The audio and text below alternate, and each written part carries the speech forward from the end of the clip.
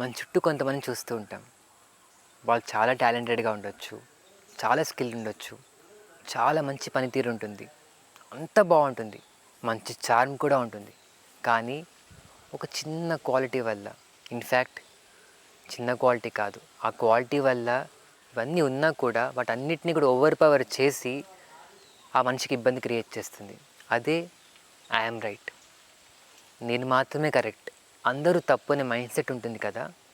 ఈ క్వాలిటీ వల్లే ఎన్ని ఉన్నా కూడా ఉపయోగం లేకుండా అయిపోతూ ఉంటుంది. అంత స్కిల్ ఉన్నా, అంత టాలెంట్ ఉన్నా, అంత గొప్ప చార్మ్ ఉన్నా కూడా మనుషులందరూ కూడా ఇష్టపడి రావాలి. కానీ ఐయామ్ రైట్ అనే క్వాలిటీ ఉంది కదా, దానివల్ల అందరూ దూరం వెళ్ళిపోతూ ఉంటారు. అమ్మో, నేనైతే వీళ్ళతో ఉండను, వీళ్ళు ఎప్పుడు వాళ్ళే రైట్, పక్క వాళ్ళు తప్పని అంటూనే ఉంటారు. వాళ్ళతో ఉంటే కష్టం అని చెప్పి అందరు మనుషులు దూరం అయిపోతూ ఉంటారు.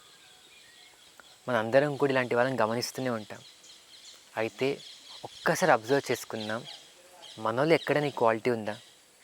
అంత లేకపోవచ్చు, కానీ క్వాలిటీ ఉందా? ఆ క్వాలిటీ ఎంత ఉంటే అంత శాతం వరకు మనల్ని ఇబ్బంది పెడుతూనే ఉంటుంది. మన నుంచి కూడా కొంతమంది దూరం అవుతూ ఉంటారు కదా, మన దగ్గర రావడానికి ఇష్టపడకపోవచ్చు కదా.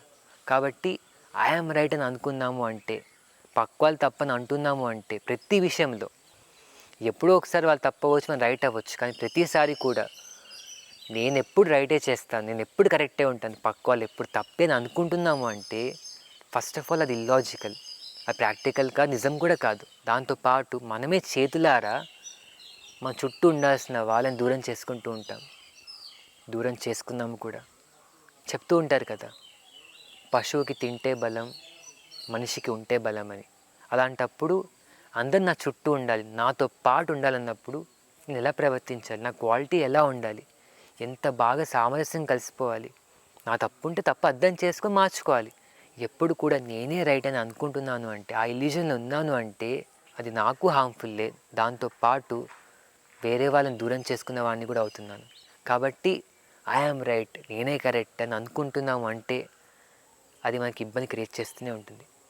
సో లెట్ us అబ్జర్వ్, మనలో ఎక్కడైనా క్వాలిటీ ఉందా, తెలియకుండానే వస్తుందా, ఉంటే మాత్రం మార్చుకుందాం. బికాస్ అలా ఆలోచించడం అన్నది ఒక ఇల్యూషన్.